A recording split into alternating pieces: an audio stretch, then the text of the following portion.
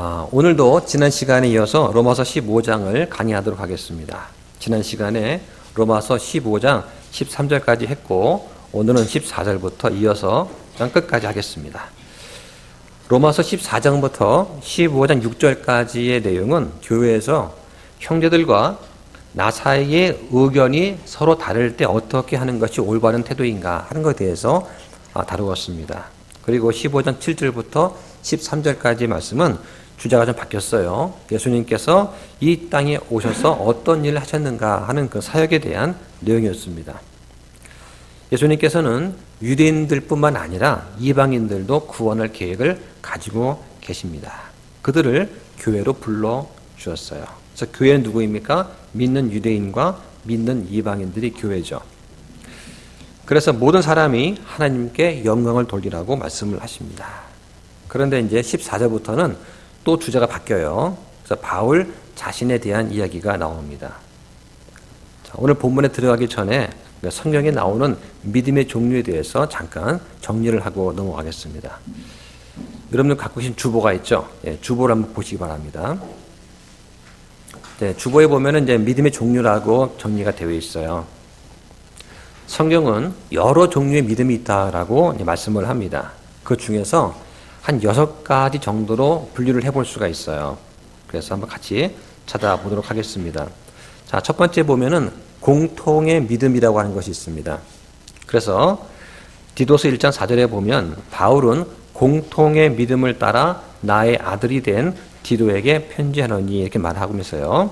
또 유다서 1장 3절에 보면 사랑하는 자들아 공통의 구원에 관하여 내가 너희에게 쓰려고 모든 열심을 내던 차에 성도들에게 단 한 번 전달된 믿음을 위해서 너희가 힘써 싸우라고 너희에게 써서 권면할 필요를 느꼈다라고 말씀을 합니다. 여기 보면 공통의 구원이라고 하는 게 있어요. 이게 뭐냐면 모든 그리스도인들이 참여하고 있는 차별이 없는 구원을 말하는 것입니다. 이 공통된 믿음은 모든 믿는 자에게 주어진 것입니다. 그리고 믿는 사람들을 하나가 되게 만드는 그런 믿음이에요. 이게 공통의 믿음입니다.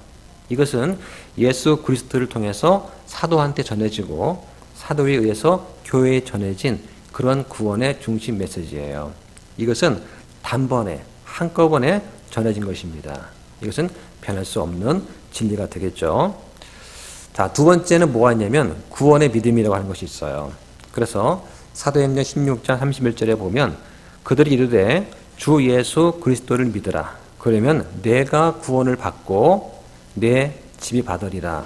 그래서 내가 구원을 받고 자동적으로 구원받는 것이 아니라 너를 통해서 복음을 듣고 내 집이 구원을 받는다. 그런 뜻이죠.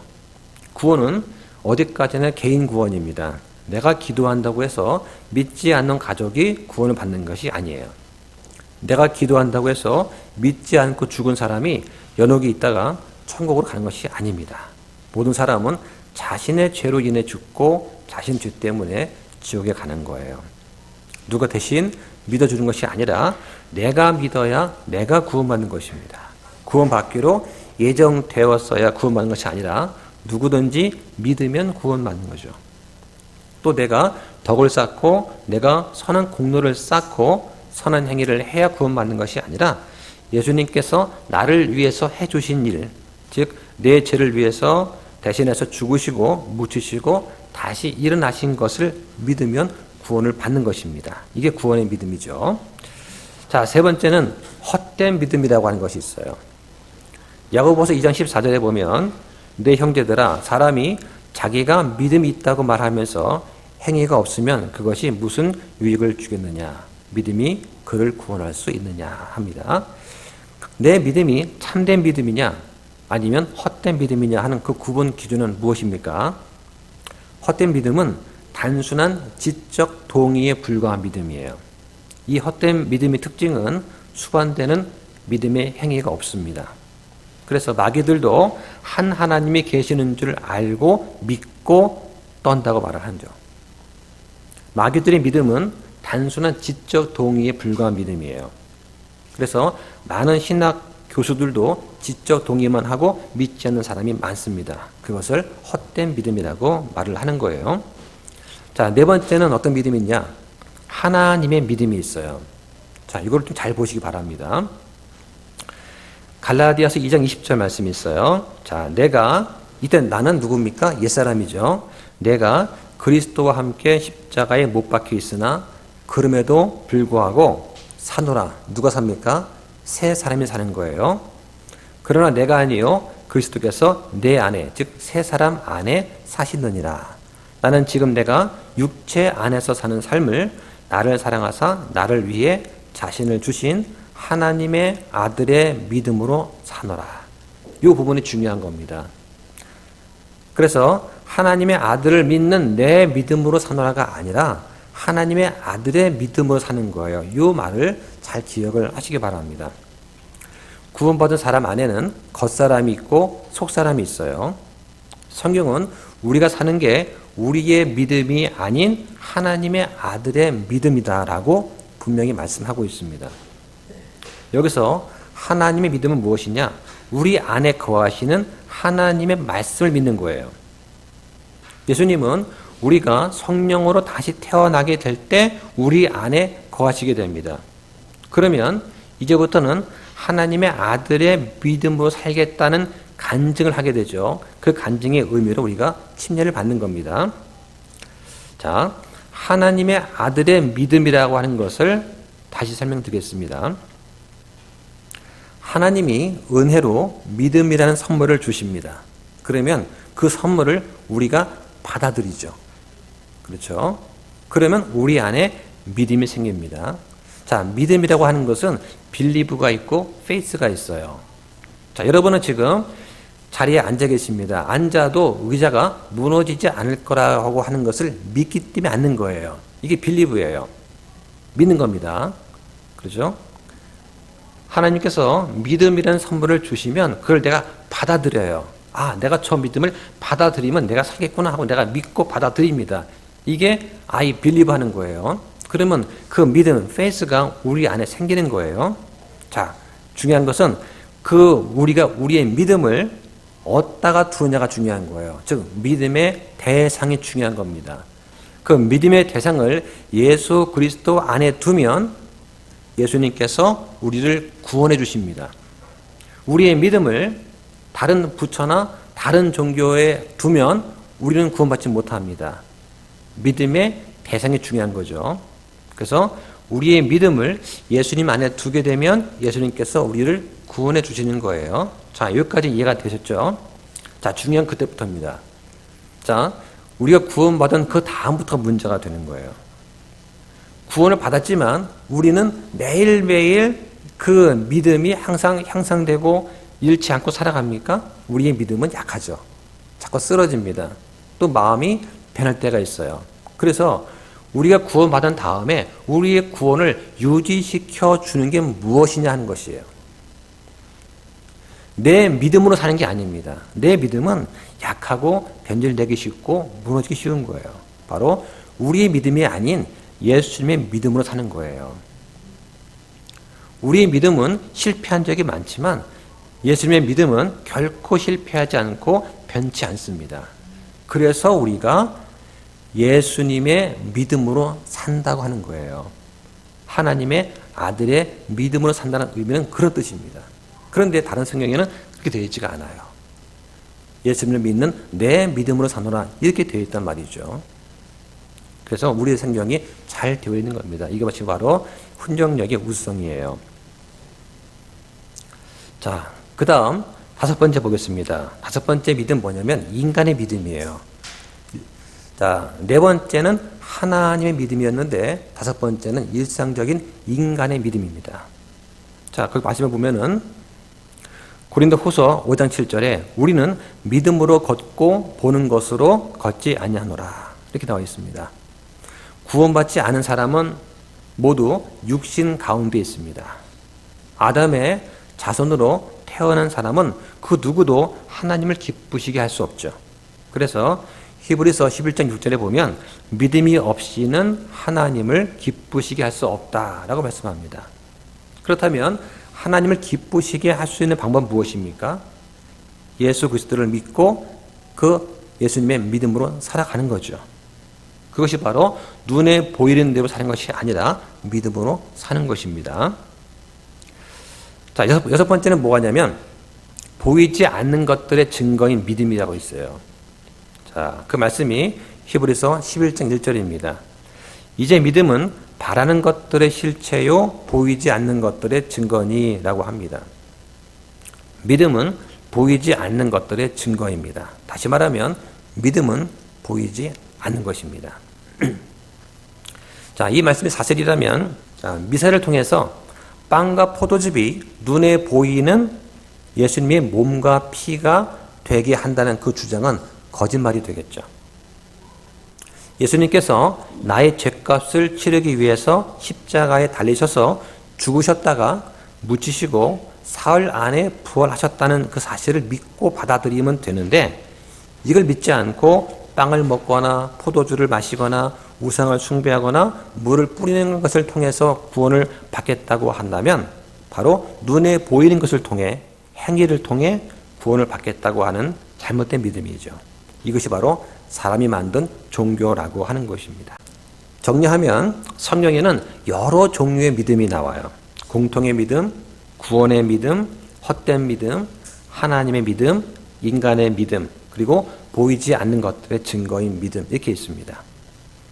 어떤 분은 더 자세히 구분해가지고 더 많은 종류의 믿음이 있다고 할 수 있어요. 크게 6가지로 분류해서 말씀을 드렸습니다. 자, 그럼 이제 본론 들어가서 로마서 15장 14절부터 보겠습니다. 내 형제들아, 나도 스스로 너희에 대해 확신하되 너희 역시 선함이 가득하고 모든 지식이 충만하여 또한 서로를 훈계할 수 있음을 확신하노라. 네, 성경의 저자는 하나님이십니다. 성경은 완벽한 책이라고 믿습니다. 우리가 들고 있는 이 킹 제임스 흠진역, 이 마레스티판 성경은 영어 성경, 킹 제임스 성경이죠. 그 성경은 하나님 보존해 주신 완전한 성경입니다. 그렇게 믿는 것이 우리 독립침례교회 성도들입니다. 다른 성경도 맞고 이것도 맞는 것이 아니라 이것이 올바르게 번역된 유일한 성경이라고 믿는 것입니다. 자, 14절에서 말씀하시는 것의 순서를 잘 보시기 바랍니다. 선함이 앞에 나오고 그 다음에 지식이 옵니다. 만일 내가 지식은 있는데 선함이 내 안에 없다면 어떻게 될까요? 나는 다른 사람을 훈계해서는 안 되겠죠. 선함이 없이 지식만으로 다른 사람을 훈계하게 되면 그것은 훈계가 아니라 비판이 되기 쉽기 때문입니다. 선함이 없는 채 다른 사람을 훈계하려고 하면 잘못을 찾아내려고만 하고 결국은 다툼이 일어나게 되는 거죠. 그래서 선함이 먼저 오고 그 다음에 지식이 와야 됩니다. 그러면 우리는 서로 훈계할 수가 있어요. 우리한테 선함이 없다면 어떻게 되겠습니까? 아무도 다른 사람이 지식 자랑하는 것을 듣고 싶어 하지 않을 것입니다. 왜냐하면 선함이 없는 지식은 아무런 소용이 없기 때문입니다. 그래서 먼저 우리는 선한 사람이 되어야 됩니다. 선함이 무엇입니까? 선하고 칭찬받을 만하며 도덕적으로 훌륭한 거예요. 예를 들면 하나님은 선하십니다.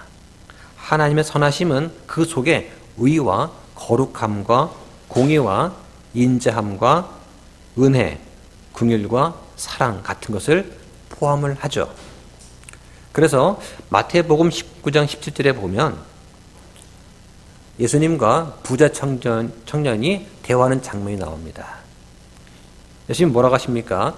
네가 어찌해서 나를 선하다고 하느냐? 한 분 곧 하나님 외에는 선한 이가 없느니라고 말씀하십니다. 이 말씀을 하시는 의도가 무엇입니까? 부자 청년이 선하다고 말한 그 대상, 즉 예수님 자신이 하나님이신 것을 보여주는 그런 의도가 있는 말씀이에요. 선한 것은 성령님의 열매 중에 하나입니다. 그래서 그리스도인의 특성이죠. 성령님의 열매이기 때문에 선함을 우리가 얻기 위해서 어떻게 됩니까? 우리가 성령님께 온전히 자신을 내어 맡기는 삶이 전제가 되어야 됩니다. 그 다음에 지식을 쌓으면 다른 사람한테 가르치고 돕고 섬기고 세워줄 수가 있게 된 거겠죠. 자, 15절 보겠습니다. 그럼에도 불구하고 형제들아 하나님께서 내게 주신 은혜로 인해 너희가 기억하도록 내가 어떤 부분에서는 더욱 담대히 너희에게 썼나니. 네, 하나님께서 내게 주신 은혜로, 이 말은 바울이 사도 역할을 하도록 임명된 은혜를 말하는 것이에요. 교회와 믿는 자를 핍박하면서 주님을 대적했던, 그래서 죄인들 중에 우두머리였던 바울 자신을 불러서 구원해 주었을 뿐만 아니라 이방인들한테 복음을 전파하는 이방인의 사도로 삼아주신 것, 이게 바로 은혜 중에 은혜다라고 간증을 하고 있는 것입니다. 너희가 기억하도록, 이 말은 신약 성경에서 여기만 나옵니다. 이 말 뜻은 어떤 교리를 반복한다는 뜻이에요. 즉 사람들이 알지 못한 어떤 새로운 것을 가르치는 것이 아니고 이미 알고 있는 복음의 진리를 다시 회상시킨다는 그런 뜻입니다. 그럼 바울은 여기서 왜 다시 기억한다라고 했을까요? 자, 그 이유가 여러 가지가 있을 수 있는데, 하나는 뭐냐면 복음의 원리와 명령을 안다고 말하면서도 사실은 자신의 행함에 부족함이 있다는 것을 보고 바울이 그들을 더 굳건히 세워주기 위한 것이 있습니다. 둘째는 뭐냐면 이미 그들이 잘 알고 있는 그런 사실이라는 점을 부각시키기 위한 거예요. 지금 바울은 가르친다는 표현을 쓰지 않고 기억하도록 이라는 말을 썼습니다. 이것은 바울이 스스로를 겸손하게 낮추는 표현이에요. 형제를 권면할 때 상대 인격을 존중해 주기 위해서 가르친다는 말 안 쓰고 기억나게 해 주도록 이런 말 쓴 겁니다. 무엇입니까? 이것은 권면할 때의 태도가 중요하다는 것이죠. 상대가 한 말의 내용보다 말하는 태도가 더 중요할 때가 있습니다. 그래서 겸손과 온유함, 이 두 가지가 상당히 중요한 것이죠. 그 겸손과 온유함이 있어야지만 성령이 하나 되게 하신 것을 우리가 지킬 수가 있어요. 이것을 하나님께서 원하십니다. 자, 16절 보시죠. 이것은 내가 하나님의 복음을 제공함으로 이방인들을 향한 예수 그리스도의 사역자가 되고 이로써 이방인들을 바치는 일이 성령님을 통해 거룩히 구별되어 주께서 받으실 만하게 하려 함이라. 네, 자, 요 구절 중요한 구절인데요. 이 한 구절 안에 하나님, 예수 그리스도, 성령님, 자, 삼위일체가 다 등장합니다. 복음을 통해서 얻어진 이방인을 바치는 일, 이것을 바울은 하나님께 드리는 희생물이라고 말을 합니다. 즉 주께서 받으실 만한 영적인 희생물이라고 하는 거죠. 여기 보면 바친다, 이 말은 영어로 offering이라고 해요. 즉 희생물이라는 뜻입니다. 희생물은 하나님께서 받으실 만한 것이 되어야 됩니다. 그래서 이 비유적인 표현에서 우리는 복음 전파자 바울의 사역의 목표를 보게 되죠. 그게 무엇입니까? 그것은 이방인들에게 단순히 복음을 전파하는 것뿐만 아니라 그들로 하여금 복음에 순종하게 만들어서 하나님께서 그들을 받으실 만하게 만들려는 거예요. 자, 17절 보겠습니다. 그러므로 내게는 하나님께 속한 그 일들에 대하여 예수 그리스도를 통해 자랑할 것이 있나니. 예, 예수 그리스도를 통해, 여기 보면 through Jesus Christ, 이 말은 바울이 아주 즐겨 쓰는 표현입니다. 그래서 바울 신학의 키워드다라고 불리는 그 단어예요. 성경에 10번 나옵니다. 그런데 바울 서신에만 9번이 나오죠. 바울이 자랑하는 근거는 오직 예수 그리스도뿐입니다. 그래서 예수 그리스도를 통해서 자랑할 것이 있다 하는 이 말은 그 자랑이 자기 자신을 말하는 것이 아니라 예수 그리스도와 하나님을 높이는 것을 말하는 것입니다. 바꿔 말하면 지금 바울은 그리스도 예수 안에 있는 자랑이 아니라면 어떤 자랑도 하지 않겠다는 그런 말이기도 하는 것이죠. 자, 18절 보겠습니다. 이는 이방인들을 순종하게 하려고 그리스도께서 나를 사용하사 말과 행위로. 자, 우리말 성경에는 없지만 영어 성경에 보면은 문장 맨 앞에 이유를 나타내는 접속사 for가 있어요. 왜냐하면 뭐뭐 때문이라 이런 뜻입니다. 우리 훈정역은 여기 18절과 19절이 묶여서 한 문장이기 때문에 19절에 뭐뭐 때문이라는 말이 나옵니다. 그런데 개역성경에는 이 부분이 빠져 있어요. 그래서 이 절은 17절에서 주장한 것, 즉 그리스도를 통해서 자랑할 것이 있는데 그 이유가 뭐냐 하면서 지금 설명하고 있는 겁니다. 바로 이방인들을 순종하게 하려고. 자, 이것은 16절에서 이방인들을 하나님께 영적 희생물로 바치는 거라고 말씀을 드렸습니다. 모든 이방인들이 믿음으로 인해서 순종하도록 이끄는 것, 이것이 바로 바울의 소원이었습니다. 또한 이 바울 사역의 부르신 목적이었죠. 바울은 이것을 다시 기억하게 만들어서 이 로마의 성도들한테 자신의 사역의 열매가 어떤 것인지를 지금 확실하게 전해주고 있습니다. 그러면 바울만 이방인들을 위한 유일한 사역자느냐? 그건 아니었습니다. 다만 지금 바울은 다른 사람 언급하지 않고 자기의 한 일에 대해서만 지금 기록하고 있는 것입니다. 자, 19절 보시죠. 강력한 표적들과 이적들을 통해 하나님의 영의 권능으로 이루지 아니하신 그 일들 중에서는 어떤 것도 내가 감히 말하지 아니할 것이기 때문이라. 이로써 내가 예루살렘으로부터 사방으로 다니며 일루리곤까지 그리스도의 복음을 충만히 선포하였노라. 네. 자, 예루살렘으로부터 일루리곤까지 바울이 다닌 거리가 약 2,300km입니다. 서울에서 대구까지가 약 300km 정도 되죠. 고속도로 기준으로. 그러니까 4번을 왕복할 수 있는 그런 거리예요. 바울은 3차례에 걸쳐서 소아시아 또 지중해 북부 지역을 다니면서 전도 여행을 했습니다. 바울이 복음 전도를 시작한 곳은 다마스쿠스와 아라비아 지방에서부터 시작을 했어요. 그리고 본격적으로 이방인의 사도로 복음을 전파 시작한 것은 안디옥에서였습니다. 그런데 여기 보니까 그의 전도 사역의 출발점이 예루살렘으로 지금 말해진 것을 볼 수가 있습니다. 이거에 대해서 어떤 사람은 복음 전도의 출발점과 중심이 예루살렘에서 시작하였기 때문에 거기를 언급했다라고 보는 학자가 있습니다. 그래서 사도행전 1장 8절처럼 복음은 예루살렘으로부터 시작해서 땅 끝까지 전파될 것을 말하고 있는 거죠. 여기 일루리곤은 오늘날의 유고슬라비아 정도에 해당합니다. 바울이 3차 전도 여행 중에서 고린도에 체류할 때 일루리곤 지방을 방문했을 거로 추정이 되는 거예요. 바울은 자신의 그 서신서에서 자기의 사역의 결과로 바울이 몇 개의 교회를 세웠는지는 말하지 않습니다. 회심자의 수가 얼마인지, 우리 교회 몇 명이 나오는지, 사역하면서 어떤 어려움이 있었는지는 지금 말하고 있지 않아요. 단지 바울은 자기가 수고한 경로를 표시하기 위해서 예루살렘에서부터 일루리곤까지라는 그 넓은 지역을 말하는 것으로 만족합니다. 내가 맡고 있는 교회의 성도 수가 얼마고 내가 목회하는 동안 어떤 어려움이 있었고 지역교회를 내가 몇 개 세웠다, 이런 말은 바울한테는 전혀 중요한 것이 아니었어요. 바울은 자신이 부름받아서 마땅히 해야 될 일에 충실했을 뿐입니다. 그래서 모든 영광은 하나님만 받으셔야 되겠죠. 자, 20절 보겠습니다.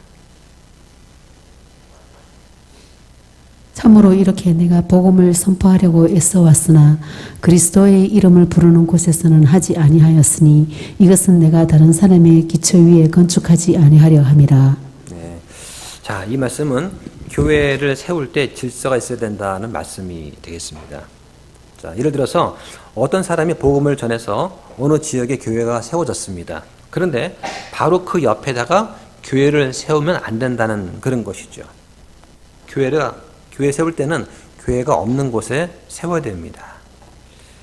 이미 복음과 진리를 전하는 교회가 많은 지역에다가 자신이 교회를 세우도록 부르심 받았다라고 주장하는 그런 사람들이 있어요. 아무리 복음과 진리를 선포하는 교회지만 내가 믿는 것과 하나라도 다르면 교회를 인정하지 않고 바로 옆에 교회를 세워야 직성이 풀리는 그런 사람들이 있는 것 같습니다. 교단이 다르면 이해가 됩니다. 그런데 같은 교단의 교회가 같은 지역에 왜 이렇게 많을까? 저는 잘 이해가 되지 않습니다. 지금 우리 교회 근처에만 한 10여 개의 건물이 있어요. 교회가. 저희 경우도 우리가 쓰고 있는 이 성경, 그렇죠? 킹 제임스 흡력 성경, 이걸 쓴다는 거. 그 다음에 바른 신약교회, 그 다음에 성경 말씀을 있는 그대로 믿는 바이블 빌리버, 근본주의 독립침례교회, 이런 것들이 바로 우리가 교회를 시작한 명분이죠. 이게 없었으면 여기서 교회를 할 이유가 없습니다. 구약식 교회가 아닌 신약교회, 성경을 있는 그대로 믿는 근본주의 교회, 이스라엘과 교회를 바르게 나누는 교회, 천년왕국이 있기 전에 대환란이 있고 우리 몸이 영광의 부활로 일어나고 휴고 될 것을 믿는 교회죠. 성직자와 성도를 계급으로 구분하지 않습니다. 목회자가 성도의 믿음을 지배하지 않습니다. 성령 안에서 의와 화평과 기쁨을 추구합니다. 나한테 주어진 것을 가지고 성도를 섬기면서 다른 교회를 간섭하거나 다른 교회를 지배를 하거나 받지 않는 교회입니다. 그것이 바로 독립침례교회예요. 그 정신에 기각해서 우리가 교회를 세운 것이죠. 자, 21절과 22절 보겠습니다. 이것은 기록된 바 그에 대하여 전에 듣지 못한 자들이 보며 듣지 못한 자들이 깨달으리라 함과 같으니라. 이런 까닭으로 또한 내가 너희에게 가는 것이 많이 막혔으나 네, 하나님 말씀을 듣지 못한 사람한테 복음을 전해야 됩니다. 이미 복음을 듣는 사람한테 또 전할 필요는 없죠. 이런 까닭으로 내가 너희에게 가는 것이 많이 막혔으나, 여기서 보면 로마 교회는 바울에 의해서 세워진 교회가 아닙니다. 그런데 1장 13절에서 말하는 것처럼 바울은 로마 교회를 방문할 계획을 여러 차례 갖고 있었습니다. 그런데 로마를 방문한 것이 길이 막혔다고 말을 하는 거죠. 그 이유가 무엇일까 추측해보면 크게 두 가지가 있어요. 하나는 그 앞에 20절과 21절에서 말하는 것처럼 바울 사도 자신이 세운 선교 원칙 때문이 아니었을까. 즉 다른 사람이 세운 기초 위에 건축하지 않는다는 그 원칙 때문일 것입니다. 두 번째는 바울의 복음 전도 사역이 너무 바쁘지 않았나. 즉 예루살렘으로부터 일루리곤에 이르기까지 많은 지역에 복음을 전파하고 교회를 세워야 할 일이 쉴 새 없이 계속되고 있었기 때문에 이런 것들이 장애수가 아닌가 생각이 됩니다. 여기서 보면 많이 막혔다라고 하지 않습니까? 즉 바울이 로마 방문하려고 하는 그 계획이 번번이 성취되지 못한 것은 바울 자신이 원한 것이 아니었다 하는 것을 이제 말해주는 것이 되겠죠. 자, 그 다음 보겠습니다. 이 지방에 더 이상 일할 곳이 없고 또 이 열해 동안 너희에게 가려는 큰 소원이 내게 있어. 네, 거의 모든 지역에서 복음을 전했어요. 그래서 더 이상 일할 곳이 이제는 없었습니다. 그래서 바울은 하나님께 자신을 로마에 보내달라라고 청하는 하는 거죠. 현재 우리나라에서 복음이 전해지지 않은 그런 곳이 있을까요? 인터넷이 세계 최고 발달한 우리나라에서 복음이 전해지지 않은 곳은 아마 찾기가 더 힘들 것입니다. 특히 수도권에는 거의 없을 거예요. 그런데 사람들은 수도권에 교회를 자꾸 세우려고 합니다. 왜 그럴까요? 사람이 많고 경제적으로 부유하기 때문입니다. 그러나 지방이나 소외된 곳은 아직도 교회가 부족합니다. 교회는 말씀을 가르치는 것 외에도 성도가 섬기면서 서로 세워주고 부족한 사람들이 모여서 성장하는 곳입니다. 말씀을 듣기만 해서는 성장할 수가 없습니다. 힘써 모여야 됩니다. 모여서 같이 말씀을 듣고 실천하고 서로 권면하고 서로 부대끼면서 함께 성장하는 것이죠. 그게 교회의 목적입니다. 자, 그 다음 보겠습니다. 24절과 25절입니다. 언제든지 내가 스페인으로 여행하게 되면 너희에게 가리라. 만일 내가 먼저 너희와 사귐으로 어느 정도 만족을 얻을 수 있다면 나의 여행 중에 너희를 보기 바라며 또 너희가 나를 거기로 보내줄 것을 바라노라. 그러나 지금은 내가 성도들을 섬기기 위해 예루살렘으로 가노니. 네. 자, 24절에서 바울은 스페인으로 가기 전에 로마부터 가겠다라고 지금 말을 합니다. 그리고는 이 편지를 읽는 사람들을 향해서 자신의 선교 여행에 동참해 줄 것을 부탁을 합니다. 25절에서 바울은 성도들을 섬기기 위해서 예루살렘으로 간다라고 말하죠. 바울이 그렇게 가기를 원했던 로마 교회의 방문을 또 뒤로 미룬 채 먼저 예루살렘을 방문하지 않으면 안 될 이유가 무엇이었을까요? 그 예루살렘 교회는 사도들이 있는 교회입니다. 그런데 당시에는 핍박과 어려움 가운데 있는 가난한 유대인 성도가 많았어요. 그래서 그들을 돕는 것은 당연한 일이었습니다. 바울이 지금 가장 염두에 두고 있는 건 뭐냐면 예루살렘에 있는 유대인 성도들과 기타 이방 교회의 성도들과의 화합과 일치였어요. 예루살렘을 제외하고 다른 지역 교회는 대부분이 이방인들이 세운 이방인들 구성된 그런 교회입니다. 그러다 보니까 당시 유대 기독교인들과 이방인 기독교인들 사이에는 적지 않은 충돌과 마찰이 있었어요.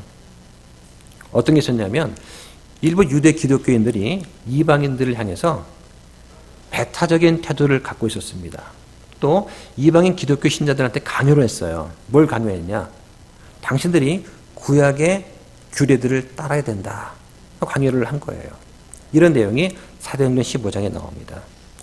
이런 형편에서 바울은 이 이방의 성도들이 사랑의 행위인 헌금을 통해서 예루살렘과 이방 교회 간의 관계가 개선이 되었으면 그러면 사랑과 신뢰 관계가 형성되겠지 하고 바란 것이죠. 그 이전에도 바울은 가난한 예루살렘 교회를 돕기 위해서 바로 안디옥에 있는 그 성도들한테 헌금을 거둬서 도와준 적이 있었습니다. 그것이 사도행전 11장과 12장에 나오죠. 그리고 나서 바울은 갈라디아서 2장 10절에서 보면은 이 예루살렘 교회를 도와줄 것을 이방인 교회한테 호소를 합니다. 이러저러한 이유 때문에 이 바울이 로마 교회로 방문하는 것이 다시 한번 불가피하게 지체가 되었어요. 그래서 이 예루살렘 교회에 이방인 성도가 모금한 돈을 보내는 것을 바울은 성도를 섬기는 일이다 이렇게 묘사를 하고 있습니다. 자, 그 다음 보겠습니다. 26절, 27절 보겠습니다. 예루살렘에 있는 가난한 성도들을 위해 얼마를 기부하는 일이 마케도니아와 아가야 사람들을 기쁘게 하였기 때문이라. 참으로 그 일이 그들을 기쁘게 하였느니라. 그들은 저들에게 빚진 자들이니 만일 이방인들이 저들의 영적인 것들에 참여하는 자들이 되었거든 육신의 것들로 저들을 섬기는 것도 그들의 의무이니라. 예. 자, 예루살렘 교회 성도들은 이방인들한테 복음을 전해 주었습니다. 그런데 이방인들은 예루살렘 성도들에 비해서 경제적으로 여유가 있었어요. 그래서 이 이방인들은 예루살렘 성도들로부터 영적인 도움을 받았으니까 물질적인 것으로 돕고 싶다는 그런 마음을 자연히 가지게 되었습니다. 이것을 두고 바울은 참으로 정당하고 옳은 일이다 라고 말을 합니다. 그 얘기가 고린도전서에 나오죠. 교회는 이 세상의 가난한 사람들을 돕는 그런 자선단체가 아니에요. 우리나라의 교회가 처음 세워질 때는 당연히 가난한 그 전쟁 이후에 우리나라의 국민들을 돕기 위해서 학교를 세우고 병원을 세웠습니다. 그걸로 인해서 우리가 기독교만 전파가 되었죠. 그런데 성경에서 말하는 이 교회 역할은 세상을 돌보는 것이 먼저가 아닙니다. 먼저 교회를 돌봐야 합니다. 복음을 전하고 말씀을 가르쳐준 사람한테 물질로 섬겨주고 그 교회 안에 있는 가난한 지체를 돕는 것, 이것이 가장 기본이 되겠죠. 그런 다음에 우리보다 어려운 지역교회를 돕는 일, 이것이 그 다음입니다. 그리고 나서 그리스도인의 선한 영향력을 끼치기 위해서 사회를 위해서 공헌하고 기부하고 계모하는 것, 이것이 올바른 순서가 될 것입니다. 자, 28절 보겠습니다. 그러므로 내가 이 일을 이행하고 이 열매를 봉인하여 저들에게 준 뒤 너희에게 들러 스페인으로 가리라. 바울은 지금 이 일을 직접 하려고 했어요. 어떻게 생각하면 돈을 전달하는 일종의 심부름 같은 그런 잔일은 다른 사람을 지키고 바울은 복음을 전해야 한다라고 생각할 수도 있어요. 그런데 우리의 생각과 하나님은 다릅니다. 우리가 생각하듯이 영적인 일과 물질적인 일이 따로 있는 것이 아니에요. 모든 일을 영적인 방식으로 하면 영적인 일이 됩니다. 태도가 중요한 거죠. 영적인 일이지만 육신적인 방법을 사용하면 육신적인 일이 됩니다. 설교도 육신적인 것이 될 수 있고 밥을 함께 먹는 것도 영적인 일이 될 수 있는 것이죠. 자, 지금 스페인으로 가리라 했으니까 바울은 스페인으로 갔을 것입니다. 바울은 이 사실에 대해서 그 어디에서도 분명하게 밝히고 있지 않습니다. 하지만 그곳에 복음 증거의 흔적이 많이 남아있는 것을 알 수가 있어요. 자, 29절 보겠습니다. 내가 너희에게 갈 때에 그리스도의 복음의 복을 충만히 가지고 갈 것을 확신하노라. 네. 자, 그리스도의 복음의 복을 충만히 가지고 갈 줄로 확신하노라. 자, 이 구절을 설명하면서 제임스 나슨 목사님은 이렇게 설명을 했습니다. 아무도 자신의 비용을 들여서 전쟁에 참여하는 군인은 없다. 자신의 비용으로 사역한다는 것은 결코 쉬운 일이 아니다. 문제는 복음이 전해지고 말씀이 선포되기를 원하면서 그렇게 말은 하면서도 그 일을 위해서 돈을 쓰기는 원치 않는 사람들이 많이 있다라고 합니다. 모든 사람이 복음 전도자일 수는 없습니다. 모든 사람이 복음을 전하기 위해서 먼 지역으로 갈 수는 없는 거죠. 누군가는 복음을 전하러 먼 지역에 가야 하고 누군가는 그를 지원해 줘야 됩니다. 그래야 복음이 전파가 되는 거죠. 누군가는 가고 누구는 보내야 됩니다. 모든 사람이 같은 일에 동참할 수는 있어요. 그리스도의 몸 안에서는 모든 일이 다 중요하다고 말을 하는 거죠. 자, 그 다음 보겠습니다. 30절. 형제들아 이제 내가 주 예수 그리스도로 인해 성령의 사랑으로 인해 너희에게 간청하노니 너희는 기도하는 가운데 나와 함께 분투하며 나를 위해 하나님께 기도하여. 네, 감사합니다. 정신이 번쩍 들었어요. 네. 참 이게 폐활량이 크신 분이 부럽더라고요. 네. 자, 흰눈절처럼 여기 보시면 자, 여기도 중요합니다. 여기도 주 예수 그리스도, 성령, 하나님 이렇게 삼위일체가 등장을 하죠. 한 구절에 이렇게 삼위일체 등장하는 구절이 많지가 않습니다. 자, 바울은 지금 무엇을 구하고 있습니까? 자신을 위해서 기도를 구하고 있어요. 바울처럼 우리도 필요할 때 서로 기도 요청을 해야 됩니다.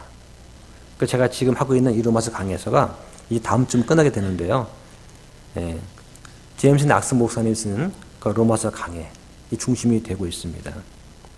그 밖에 다른 책들을 참고해서 비교해서 지금 하고 있어요. 어떤 말들은 제가 전하기가 좀 아주 어려운 부분도 있습니다. 근데 성경에 있는 진리를 전하는 것이기 때문에 그냥 하는 거예요. 그래서 하다가 보면은 이 목사님이 쓰신 글이 제가 좀 뺐으면 하는 것도 중간중간에 있어요. 어떤 거는 제가 아주 난처한 부분도 있습니다. 그래도 가능하면 있는 그대로 다 하려고 합니다. 자, 31절 보겠습니다. 내가 유대에 있는 믿지 않는 자들로부터 구출받게 하고 또 예루살렘을 위해 내가 섬기는 일을 성도들이 받아들이게 하며. 네. 자, 이거 아주 좋은 기도 제목입니다. 믿지 않는 자들이 우리가 복음을 전할 때 방해하지 못하게 해달라고 기도를 해야 됩니다. 또 믿는 자들이 설교자의 사역을 받아들이게 해달라고 기도를 해야 됩니다. 그래서 어떤 사람이 자신이 가진 힘과 시간과 능력과 재능과 은사를 들여서 여러분이 그리스도인의 삶을 살도록 도와주는 그런 사람이 있다면 그 사람을 사랑해야 되고 감사하고 존중해 줘야 됩니다. 저는 지금 저 자신을 위해서 이 말을 하는 게 아닙니다. 여러분이 다른 곳으로 이사를 가서 다른 교회에 다닐 수 있습니다. 또는 제가 교회에서 사임을 하고 다른 형제가 우리 교회에서 나중에 목사가 될 수가 있어요. 그래서 우리가 성경을 배우고 진리를 알고 영적으로 성장하고 싶다면 그러한 일을 감당하고 있는 사람으로 인해서 주님께 감사하고 그 사람을 존중해 줘야 한다는 것입니다. 자, 이것도 이제 그 낙승 목사님 책에서 발췌를 한 겁니다. 누군가가 여러분한테 성경을 가르치고 진리의 말씀을 선포해 준다면 그것이 거저 이루어지는 일은 아닙니다. 누군가가 많은 시간을 들여서 성경을 연구하고 찾아보고 준비했기 때문에 가능한 일이죠.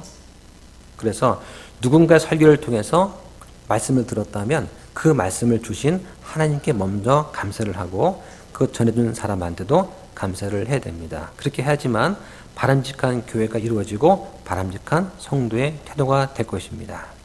자, 주님 말씀을 주님의 사람들한테 전파하는 거, 이건 엄청난 은혜죠. 그래서 설교를 딱 끝내고 그 선포 말씀을 통해서 내가 도움받았습니다. 내가 주님께 바로 서게 되었습니다 하는 말을 듣게 되면 그것은 설교자한테 엄청 큰 기쁨과 감사와 확신을 주는 말입니다. 그래서 그 말씀을 선포할 수 있도록 인도해 주신 하나님께 감사를 드리고 그 사역을 돕고 있는 여러 지체들한테도 감사를 드리는 것입니다. 자, 그 다음 32절과 33절 보겠습니다. 내가 하나님의 뜻에 따라 기쁨으로 너희에게 가서 너희와 함께 새 힘을 얻게 하라. 이제 화평의 하나님께서 너희 모두와 함께 계시기를 원하노라. 아멘. 네. 자, 로마서 15장을 통해서 마지막으로 우리한테 주는 가르침을 한번 정리해 보겠습니다. 자, 먼저 20절에서 말씀하고 있는 것처럼 복음을 선포하고자 애써야 됩니다. 그리고 30절 말씀처럼 기도로 분투해야 됩니다. 함께 기도해야 되죠. 하나님께서는 우리한테 선물과 재능, 은사와 재능을 주셨습니다. 우리가 그것으로 주님과 다른 사람을 섬기지 않는다면 우리는 그 받은 선물과 재능을 낭비하고 있는 것입니다. 그래서 디모데후서 4장 10절에 보면 데마가 나오죠. 그래서 그 바울과 데마의 차이점이 무엇입니까? 바로 데마는 현재의 이 세상을 사랑해서 바울을 버리고 떠났다고 말을 합니다. 데마가 현재의 이 세상을 사랑한 것은 예수님보다 더 사랑한 것을 말합니다. 바울을 버렸다는 것은 바울의 안전과 예수님에 대한 믿음을 버린 것입니다. 그리고 떠났다고 말합니다. 한 사람 바울은 하나님께 받은 선물과 재능을 주님을 위해서 아낌없이 다 썼고 또 다른 사람 데마는 그렇게 하지 않았다는 것입니다. 같은 선물과 같은 재능과 같은 기회를 가지고도 몇 년 후에 서로 다른 결과를 낼 수도 있습니다. 하나님께서는 우리 모두한테 어떤 선물과 재능과 기회를 주셨습니다. 그리고 그것을 자유롭게 사용할 수 있게 하셨습니다. 자, 한번 생각해 봅시다. 우리는 그 선물을 영원한 가치를 위해서 사용하시겠습니까? 아니면 낭비해 버리시겠습니까? 우리가 받은 그 모든 것을 주님을 위해서 사용하시겠습니까? 아니면 잘못된 곳에 쓰고 낭비해 버리시겠습니까? 하는 거죠. 우리는 선택하고 결정을 해야 됩니다. 그래서 이 로마서 15장까지는 그리스도인이 따라서 실천해야 될 실천 덕목입니다. 이런 것들을 하려면 무엇이 가장 필요하냐? 성령님께서 나를 채우는 것이 가장 중요합니다. 내가 내 힘으로 뭔가를 하려고 하면 반드시 부딪히게 될 수밖에 없죠. 성령님의 도우심을 구하는 것이 가장 중요합니다. 그 결과로 그리스도의 심판석에 우리가 나중에 서게 될 것입니다. 제가 하는 역할은 여러분들이 그 심판석 앞에서 바로 설 수 있게끔 도와드린 역할을 하는 거예요. 설교자는 그런 역할을 하는 겁니다. 저 못 들었는데요. 저 몰랐습니다. 이런 말을 한다면 설교자의 책임인 거죠. 그 자리가 우리 모두한테 기쁨이 되기를 축원합니다. 기도하고 마치겠습니다.